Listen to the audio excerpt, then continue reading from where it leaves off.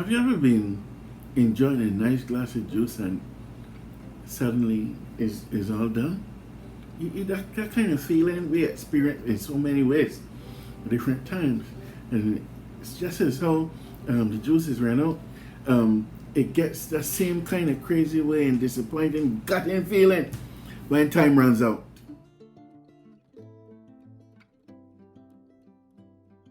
Greetings, ladies and gentlemen. This is Major Jonathan Kellman, District Officer for the Salvation Army here in Belize, located in the heart of Central America. This is 10 Major Minutes, and tonight we are going to be looking at getting ready before time runs out in our series of this week of Moments in Time. Stand by as we continue with the program.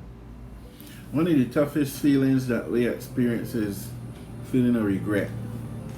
When we look over life, or Christmas, or a birthday, or the end of the year, we realize that maybe we hadn't accomplished things that we wanted to accomplish.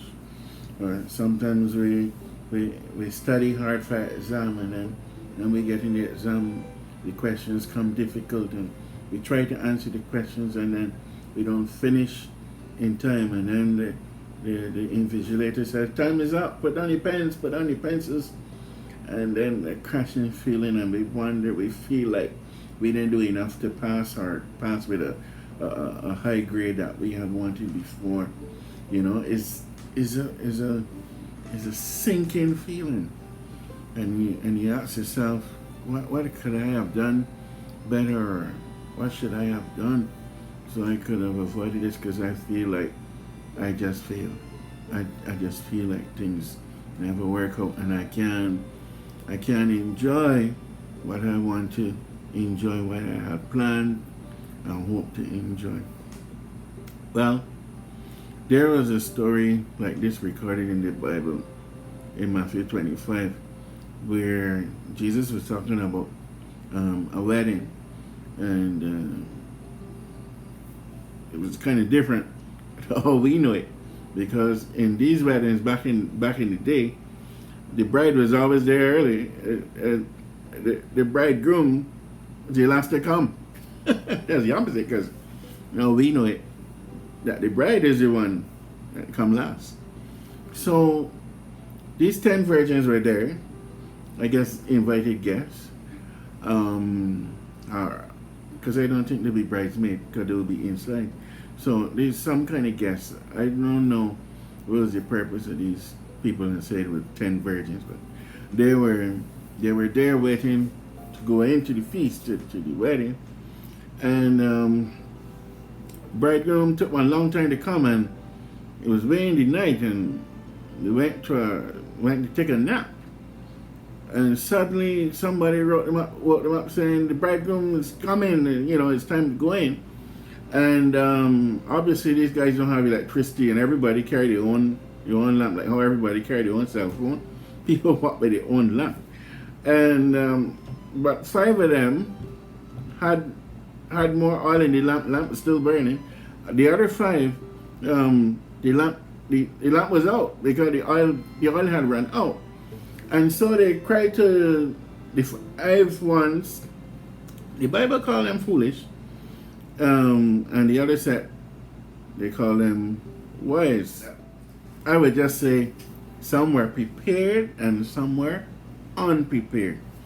So the unprepared ones, who the Bible refers to as being foolish, I don't like when somebody call me foolish, so that's why I come with a different term. So let's talk about the unprepared ones. So the 5 unprepared ones try to strike a deal with the prepared ones, because the prepared ones had brought extra oil, because you never know when the bridegroom could come.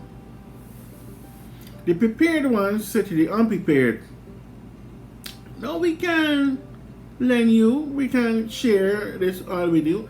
You need to go to the store, the shop, and buy. Now, what shop would be open selling oil at that time of the night back then? Because malls wasn't invented yet. And most time when you have these little shops that sell things in the country, they close early and people gone to bed. So maybe because of that culture that time, people stayed up selling oil late in the night because they know that when they have celebrations, somebody going to run out of oil. So the unprepared ones rushed off to to buy the oil, and the bridegroom came. The prepared ones, the 5 prepared ones, went in and started the party. Yeah, started to enjoy the thing. And they closed the door. Well, when the 5 unprepared ones got back to the place, the door was closed. The bridegroom had gone in, the door was closed. This now became an exclusive party. And they knock on the door, boy, nobody was letting them in. Private party going on here now. Private celebration. Even though they had been invited, boy, the door was closed. The bridegroom came out and looked on them and said, but I don't know you. And which was kind of strange because I guess they got invited. You probably know him, but he looked on them and said, well, you aren't ready. You're not following the tradition. You're supposed to be inside with the oil, with the lamp outside. Or I don't know. You're just not ready for this level. And so they went away, disappointed, crushing feeling. After being there waiting so long, after longingly wanting to take part in the celebration, and just out there probably didn't eat, or the snacks ran out, and they're just waiting to go inside now and really get down to the steak and chicken or pork chops. I don't know what lamb chops, turkey. I don't know what they're having, but I don't think it'd be hamburgers or whatever. But anyway, that's beside the point. They missed out. This other man, Jesus was telling the story. He sat down one day, rich man, but they call him the rich fool. But another thing again, why is in the Bible people make a slight mistake and they call him a fool? I don't know. So this rich fool, he had a great harvest, and he sat down there and he said, man, I have a great harvest, My barns can hold all of these all the produce. So what I'll do now is I will pull down these barns and build bigger ones, and then stock up on the food. And when I finish storing up everything, because that means I will have a big profit, everything will be fine. And I will say to my soul, yes, eat, drink, and enjoy yourself. Well, this story well. The Bible goes on to say, boy, later in the same night, God appeared to this man and said, I'm sorry, but your time is up. He said, thou fool. Boy, the fool again? Boy, I don't like this word fool, So, he said, thou fool, tonight thy soul is required of thee. God said, tonight, you will draw your last breath. Poor fella, he left earth. And boy, that was a disappointing thing. Who going to inherit all the produce where he had in the barn? No, boy, unprepared. So here's the thing. It's important for us to get prepared for the end of time. It's important. People always say, get things right with God. Make sure that you have done everything that you should do in terms of preparing to go to heaven, in terms of asking God to forgive you, and setting things right. and trying to live a life of faith depending on Him, because at any moment you can draw your last breath. At any moment you or I can die. We can be going to a funeral. I know somebody who was at a funeral, way up in the front, watching, participating in the whole thing, and then in the next 2 weeks the person was dead. It was their own funeral, and we go to funerals, and we often hear the preacher saying, or somebody saying, or singing a song and saying, you know, next time it could be you or I lying here in this coffin, and we just listen to that, but we just in denial or something. We said, no, sir, not my time yet. As if we can control the time when we will die. That is in the hands of God. And there's a Bible verse that talks about fearing the one who can give life and take life. And God is the one that we should be fearing and worshiping and, you know, establishing a good relationship. So, my dear friends, don't live your life with that regret of saying, man, if I had just done this, or if I had just done that, because time has run out. As they often say, time waits on no man. So here is the encouragement to each and every one of us. Let's make the most of the time, the most good of the time. Don't waste time doing foolishness and, you know, doing negative things. You can think whatever you think that would be. That's what I mean for you. Like, you know, don't waste time on foolishness. Make sure is the things of God that will last, that will stand the test. Make sure that if you were to leave Earth right now, or, well, not right now because you're talking to me, you're watching me, but after this, I mean after the next word, suppose this is the last word that you heard me say. Suppose that was the last breath that you inhale and exhale. Would you be able to enter into heaven? Would you be able to hear God say, well done, thou good and faithful servant, come on in? Or would it be a sad, regretful dismissal, like these 5 unprepared virgins received from the bridegroom, who looked out and said, I don't know you? Would it be the same for you, that God would say, don't mind this story about Simon Peter at the gate swinging, no, and ask you if you're coming in or not? No.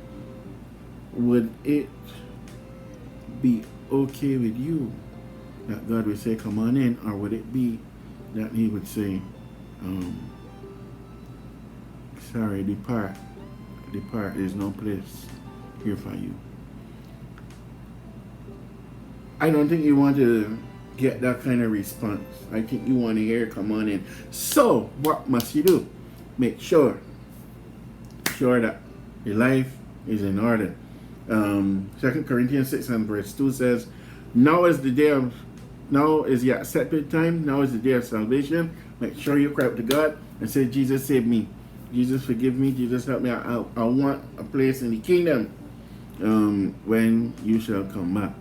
And then make sure that you say to God, restore unto me the joy of my salvation. If you find that you're sliding away in your faith with God, help me to restore you, and bring, the Holy Spirit back to take control, so that you will witness for Him about His blessings. Make sure that you get right. There's a chorus. I'm not gonna sing it because my voice is not too strong, but the chorus says, you better get right with God. Come and do it now. Under the cross of Jesus, lay your burden down. The burden of sin that holds you, lay it down. Jesus said, lay down that burden and come let me let me give you something lighter, my guidance, my protection, my love. Better get right with God. Come and do it now. Get right. Get right. It's not that they couldn't find any more words to put in the song. That's why they keep saying get right. It's an emphasis and an urging to call you to make a decision to rise up. So they say get right, get right, get right with God. You know, sometimes when the parents, they're quarreling with you, they repeat, say do not do it. So the next time, you know you're not going to do it because the kind of punishment they put in you, you don't want to face that and taste it again. So the same way they say, get right. Because when we live in a life, you know, the unsaved life, we can get fully locked in to it, and it's hard to really come out of that. So that's why you have to say, get right, get right, get right with God. But if you want joy, real joy, wonderful joy, let Jesus come into your heart. Well, my grateful moment, I shouldn't have to think really what my grateful moment will be. But for tonight, but it's been so many, every day you're supposed to have something that you can thank God for. So my grateful moment, when I think about time running out, is the fact that I received salvation in time, and I'm praying to God to keep me faithful. Short, not a lot to say, because time is running out, and every day I think about it, that my time is running out fast. I can literally feel it. And I don't know about you, but you know, things I used to focus on before, I don't really focus on now. I'm thinking about my time is short on earth, so certain thing I not gonna worry myself with. I'm gonna be thinking now about trying to make sure that I do the right stuff that I can get into heaven. That's the most pressing matter for me right now, to be honest. You have to keep always thinking that this world is not our final resting place, and try to make sure that you make things right with God. Bite-sized boost before I run out of here.